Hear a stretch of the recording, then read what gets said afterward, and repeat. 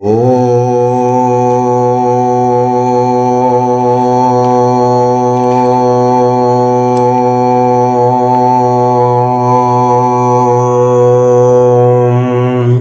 श्रीमद्भागवत। ॐ नमो भगवते वासुदेवाय।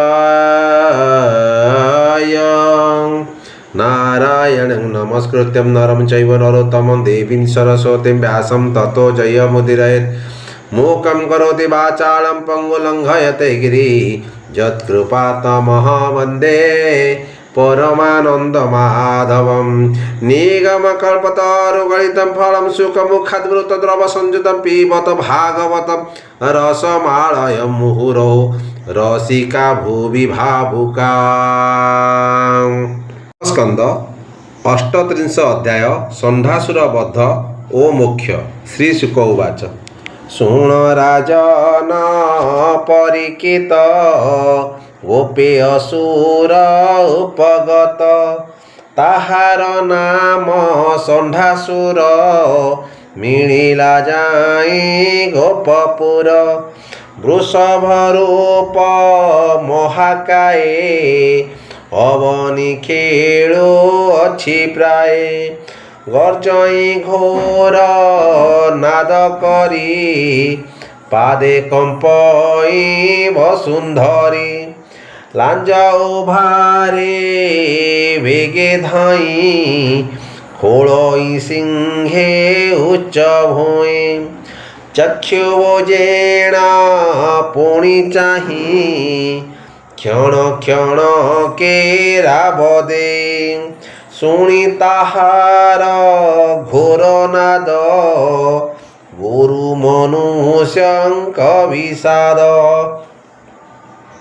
पतन होए महितले देवी डरंती स्वर्ग आले।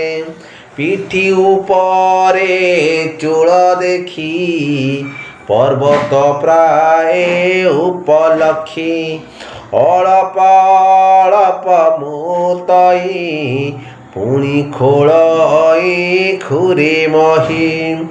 असुर बड़ भयंकर गर्जई अति घोरतर। गोरुए पळाइले देखी भये बुझिले बेनी आखी। पड़िला गोप पुरे हुरी कांदंती कृष्ण नाम धरी। रख गोपाल दामोदर आंभेजी शरण तोहर। विकल देखिण गोकुल धाइले प्रभु आदिमूल। आनंदे तोळे बेनी भुज डाकंती प्रभु देवराज। भय न कर तुम्भे केही असुर संहारी विमोही।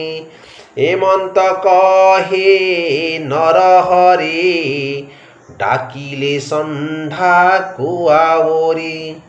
रे रे दानव आगुसार दुष्ट दलन बाना मोर।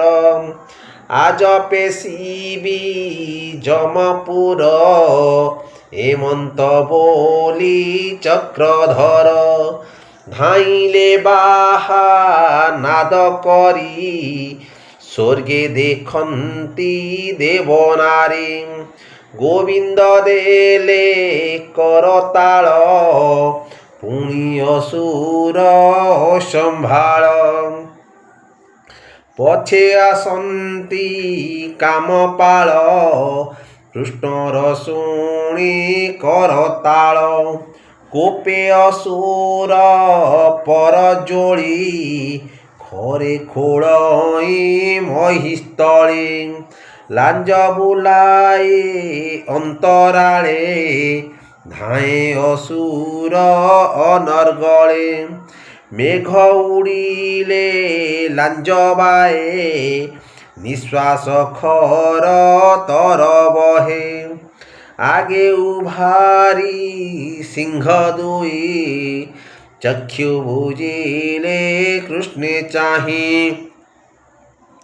चाहिला कृतान्तक प्राय मने करिण महाभय धाइला अति खरतरे प्रजोजेशने इंद्र करे आग होइले भावग्राही करी धरिले शृंग दुई पछकु देले से पकाई पड़िला खंडे दूरे जाई असुर गला महात्रासे पड़िला भोड़ा 28 दानव मूर्छा गत होई पुणी उठिला ज्ञान पाए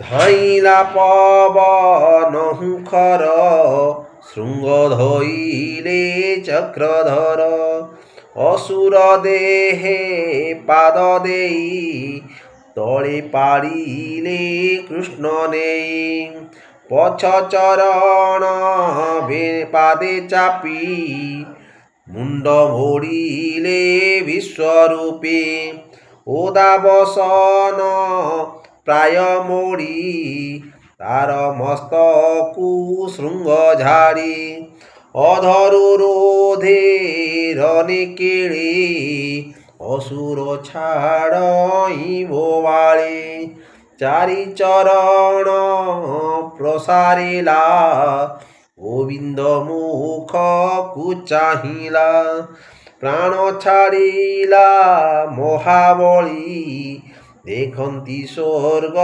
लोके मिले देवे करंती पुष्पवृष्टि कृष्णना श्रीकृष्ण नासिले अरिष्टि हेमंते असुर निवारी उच्छ्वास कले गोपपुरी गोपी गोपाल नंद मेळे स्तुति करंती पाद तले गोपी जे देखिले श्रीमुख खंडिले भव भय दुख इति श्रीमद्भागवते महापुराणे परमहंस संगीतायां द्वयांशिक्यां दशमस्कन्धे षण्ढासुरमोक्षणे नाम 38 अध्याय।